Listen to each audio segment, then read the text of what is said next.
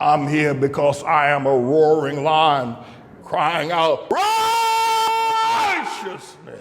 On yesterday, my time had expired, and I was discussing the fact that there is now a political group, policymakers, that have filed papers in several states informing the if you will, attorney generals of those states to bar John Tribulation Trump's name from being placed on the ballot to run for president of America because he has been associated with the insurrection that took place on the 6th of January in the year 2021. And as a result of that, the Constitution, well, not as a result of that, but the Constitution says that anyone who has ever taken an oath to defend the Constitution, but yet participates in or gives aid and comfort to anyone who leads an insurrection is disqualified, self-activatedly disqualified from holding the office of president or holding any office if that indeed has taken place. So there's a movement afoot. And so yesterday we listened to a part of the broadcast on one of the liberal news networks regarding that fact. And I want to bring it up again because I want to look at how is America going to treat Tribulation's Trump ineligibility compared to how America treated Barack Hussein, the long-legged Mac Daddy Obama's ineligibility, both based on the 14th Amendment of the Constitution. And then finally, we want to look and see, after all the years that I've stood my ground, even holding the Columbia-Obama sedition and treason trial, that it appears now that at least some light is beginning to pierce through to all of those who thought and adjudged me as being wrong about Obama's presidency back in 2008. So I want to examine this just more. I don't expect people to start running up to me and say, Pastor Manning, you were right. I don't expect that, but I do expect myself to make this information available. Tribulation Trump cannot run nor ever hold the office of president again. And there is no trial that needs to be had.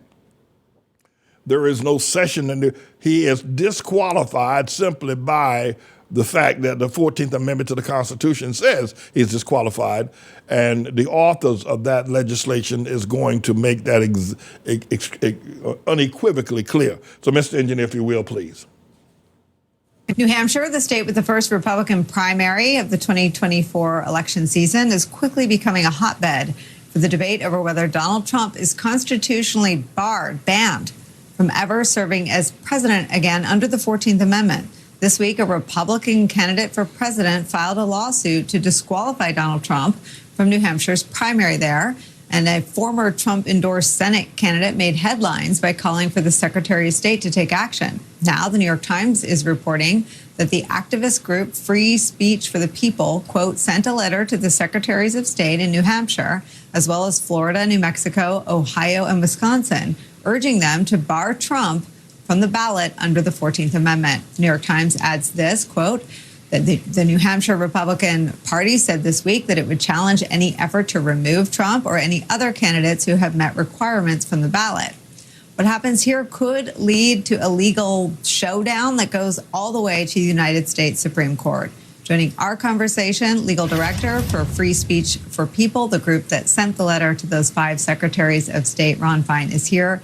Dahlia Lithwick is back with us as well. Ron, we've heard from Judge Ludig, who kind of legally put this out there by locking arms with progressive law professor Lawrence Tribe. We've heard from a Secretary of State on our program that they're looking at this along with other secretaries of state and other battleground states. Just take me inside your effort and your understanding of how the Constitution bars Donald Trump from being on the ballot.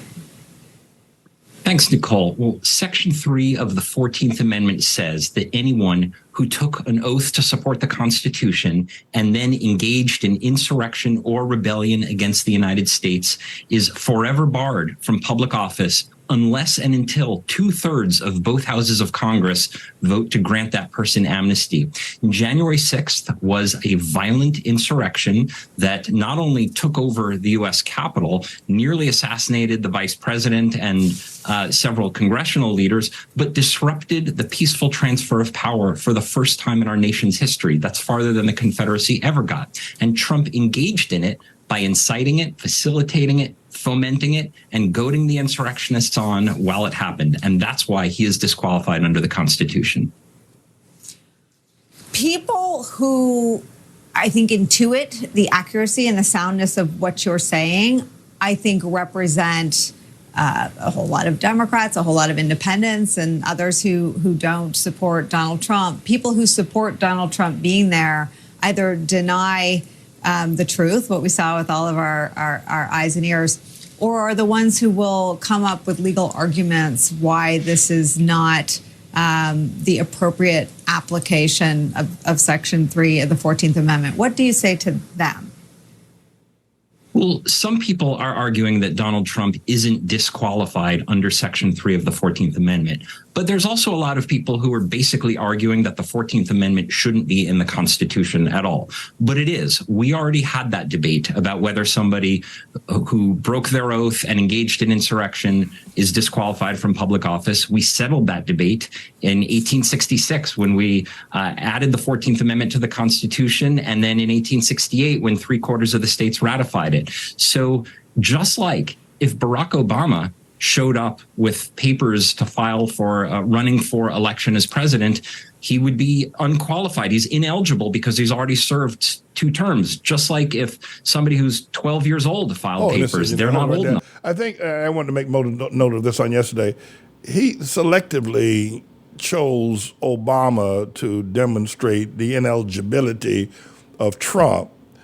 And I'm going to raise the question as whether or not, if this matter moves forward regarding Trump being ineligible based on the 14th Amendment to the Constitution, will Trump revisit Obama's ineligibility? But this gentleman raised it that Obama would be ineligible.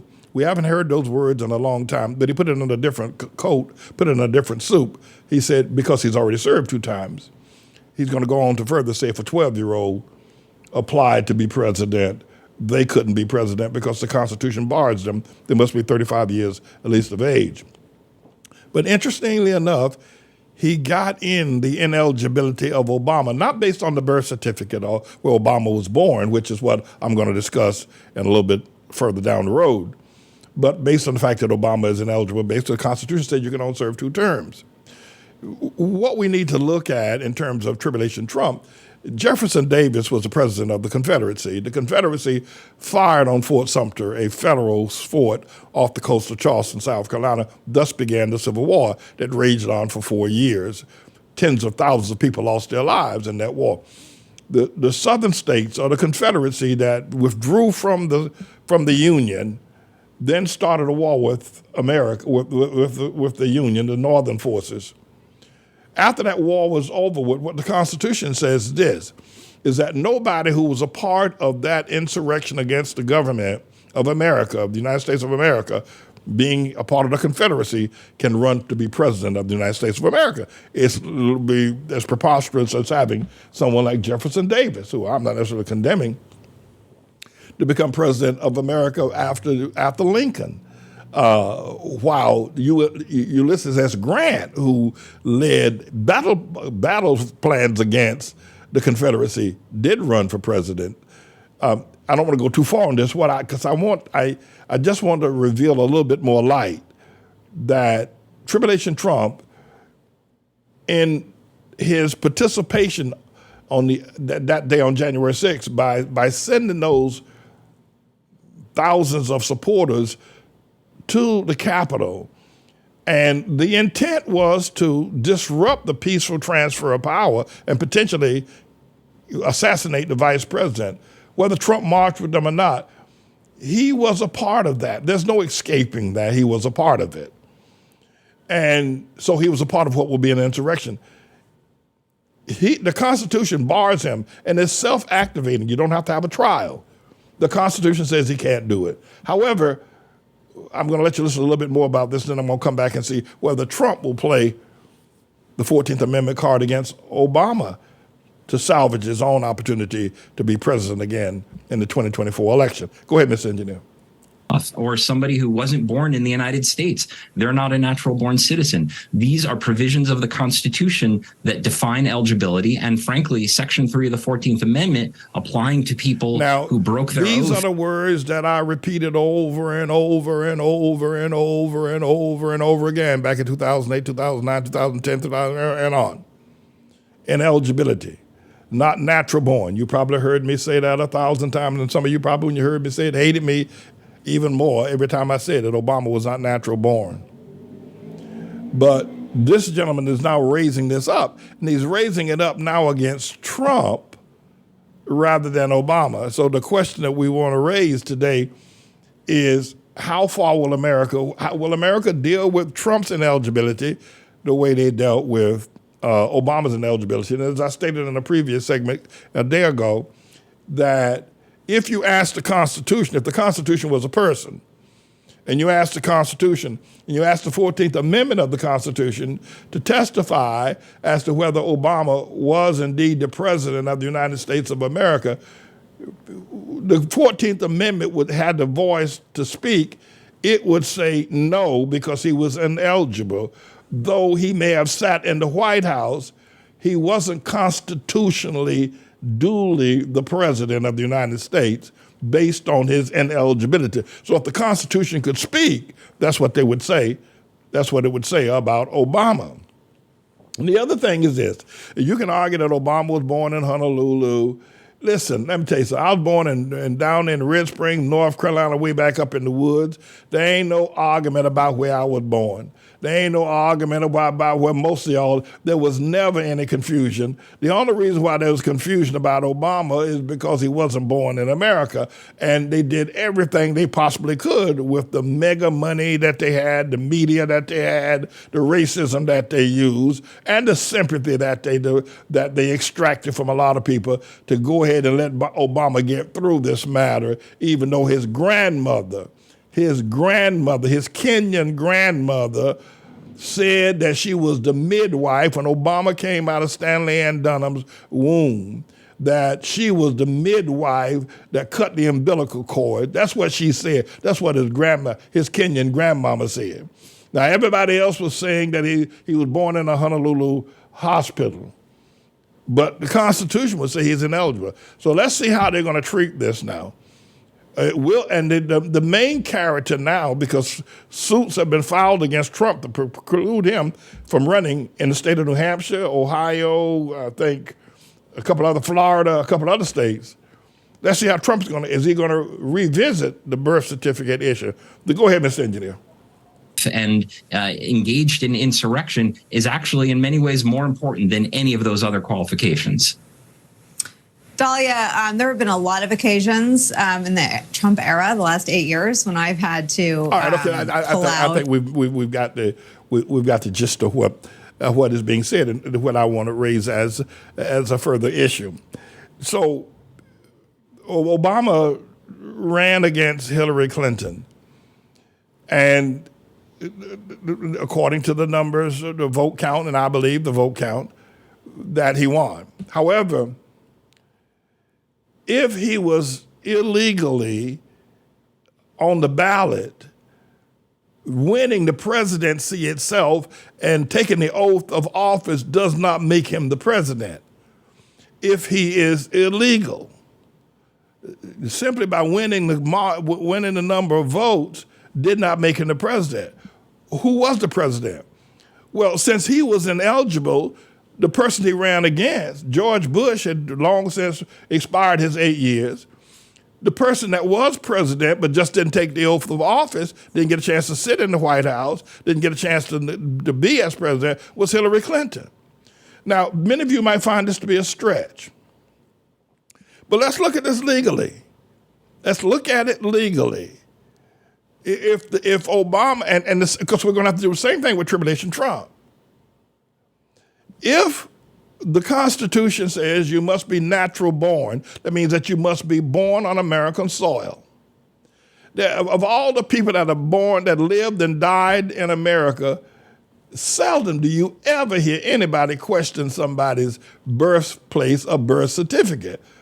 Because if you're born here, you're just born here. There's no question about it. Obama wasn't. Now, it's great for people to be sympathetic. He's allegedly going to be the first black man to run as president. So even though maybe a lot of people that were in the media, the major donors, the major policymakers, and other politicians, they probably knew that he wasn't born in America. But what the heck?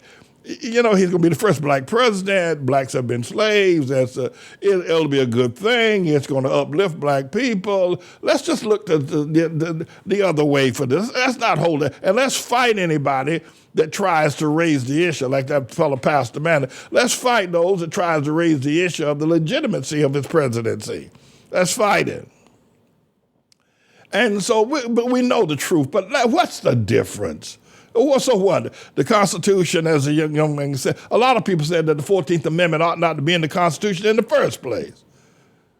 But it's there, and it's law.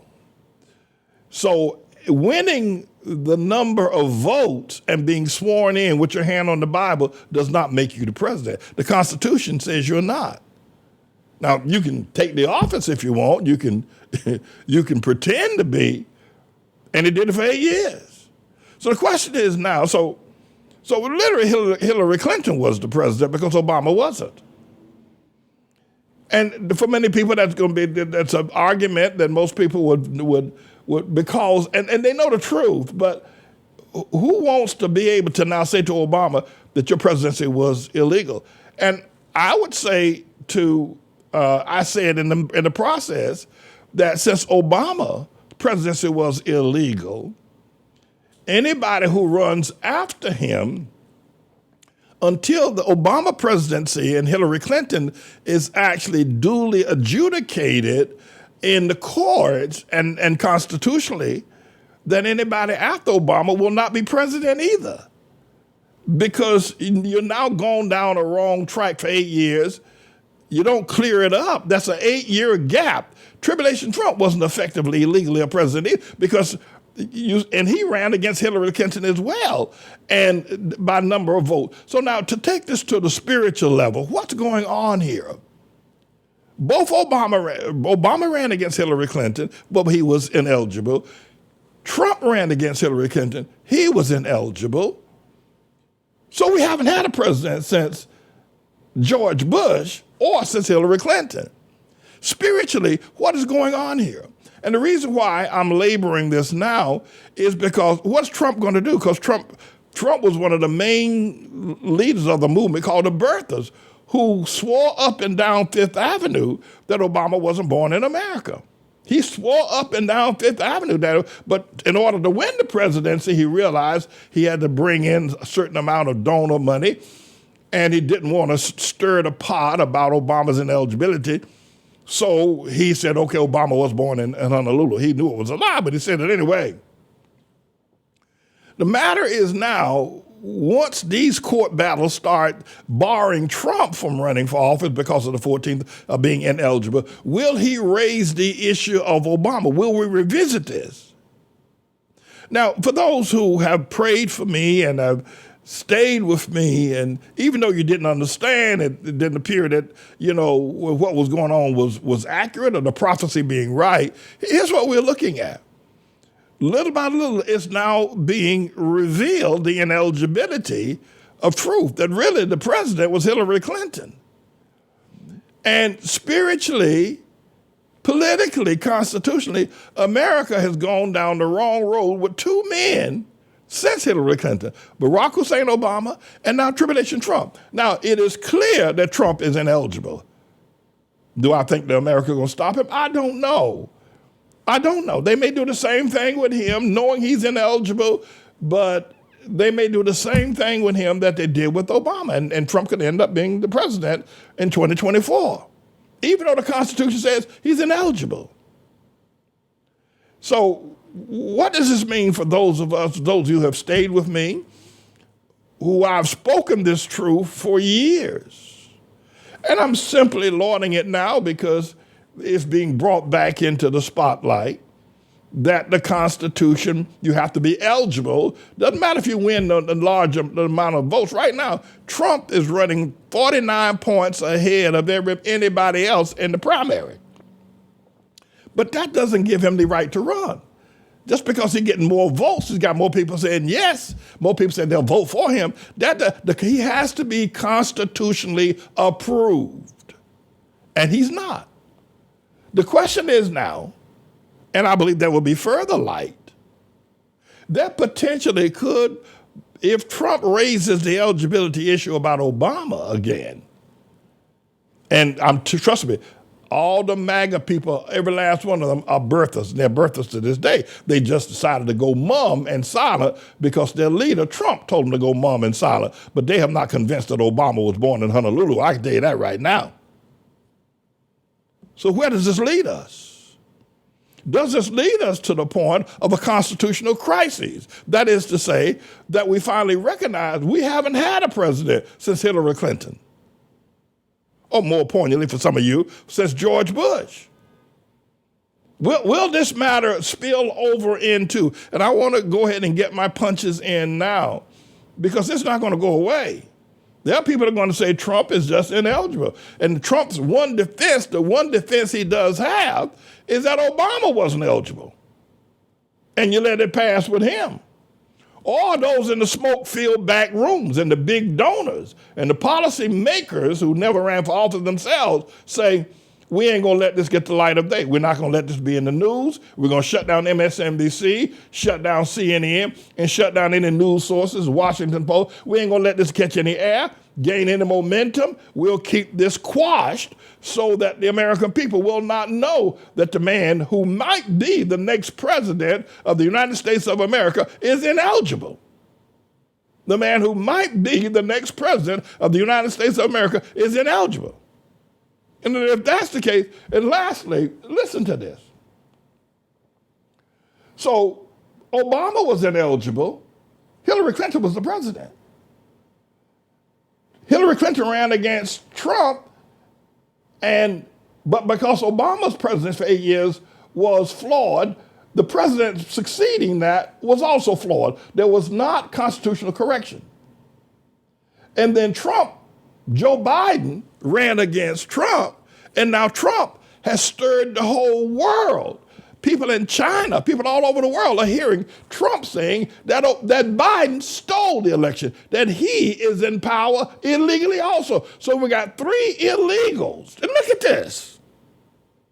Starting with Obama in 2008, Trump is running up and down everywhere he can, claiming that Biden is ineligible, that he stole the election, and that he's not the real president. And you got tens of thousands, not hundreds of thousands, if not millions of MAGA people saying the real president right this moment is Donald Trump. Check it out. All because of what happened with Obama and Hillary Clinton back in 2008. Is there more light coming?